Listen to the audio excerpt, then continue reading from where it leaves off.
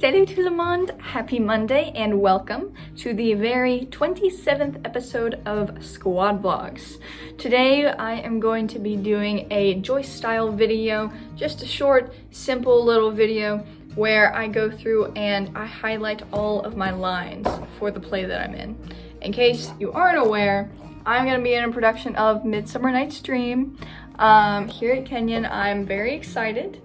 And yeah, I'm just gonna talk about what I think of the production so far and my role, and go through and highlight my lines and be productive and kill two birds with one stone. So yes, hope you enjoy. Also, I have a cough that I've had for forever.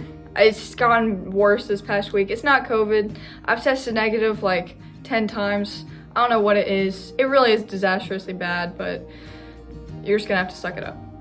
Okay, so the character I am gonna be playing, his name is Peter Quince. He doesn't come in until, I think, scene 2 of Act 1. So he's kind of like a minor character, like a secondary comic relief character. And, oh, that is dark. Oh well.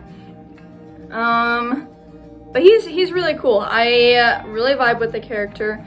The two theater friends that I have that I talked to before I auditioned for the play told me that I would make a wonderful Peter Quince, and so he was the role that I wrote down on the audition for.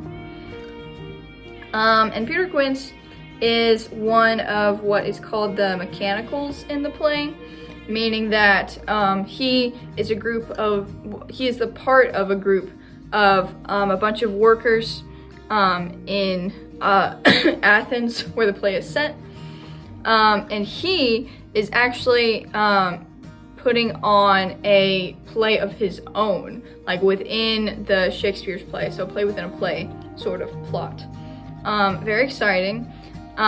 Peter Quince is, he's like the leader of, the mechanicals, the group of mechanicals. Which is somewhat contested. He, was described as being like the stage manager, so he's like setting up the play and everything, trying to keep everyone in order, loves correcting people's grammar, and stuff like that. So basically, like, very much a type A kind of guy, just wants to make everything run smoothly. And yeah, I just kind of vibed with him because of that. He has this interesting relationship with one of the other mechanicals, and his name is Bottom, and he has a bigger part in the play, because later on in the play, he actually gets turned into a donkey. Well, his head gets turned into a donkey. And then he falls in, or the fairy queen, Titania, falls in love with him because of a whole magic spell. That is like the main, or one of the main parts of the play. And so Bottom is this big actor guy. He's the only one of the mechanicals that is actually an actor,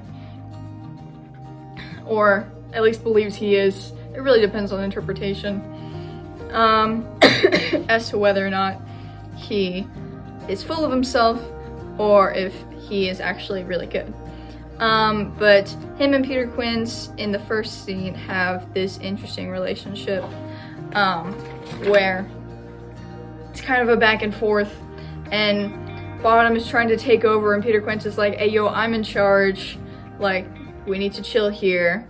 And Bottom is just being all dramatic and theatrical, and it's really a whole mess.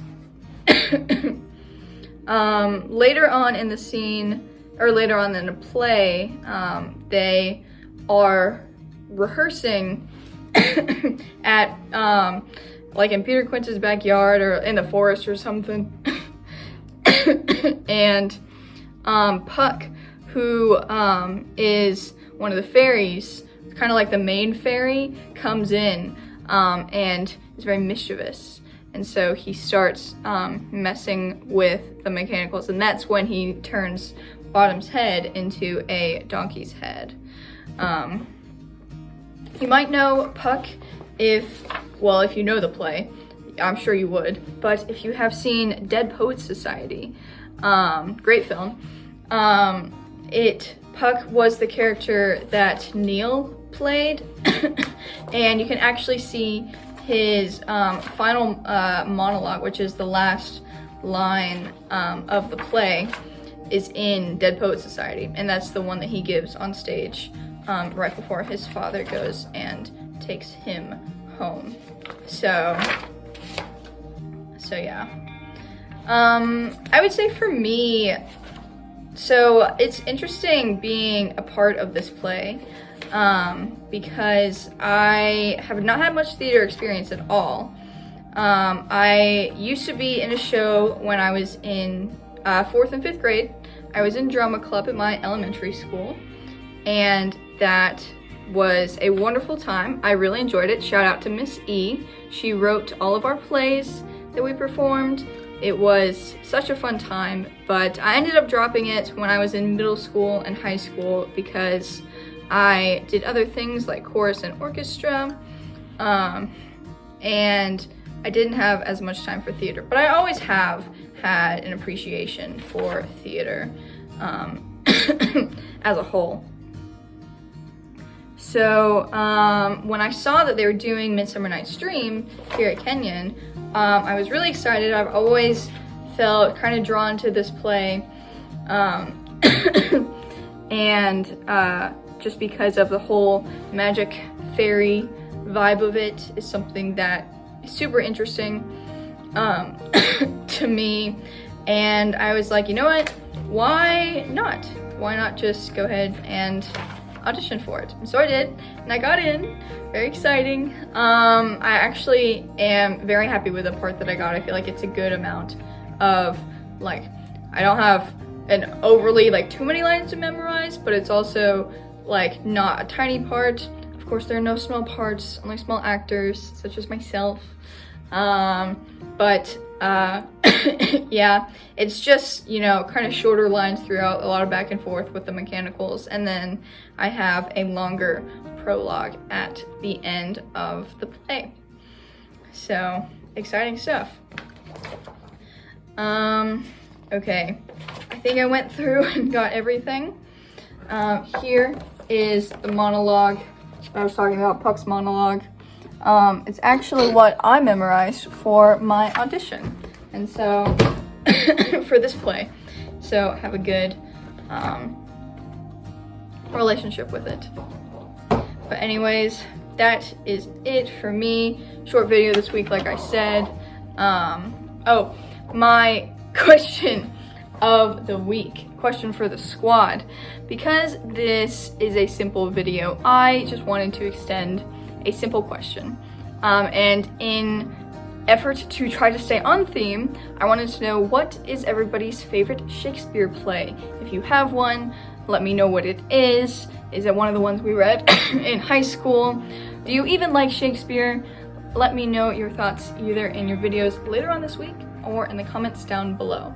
Hope everybody has a wonderful week, and bis morgen!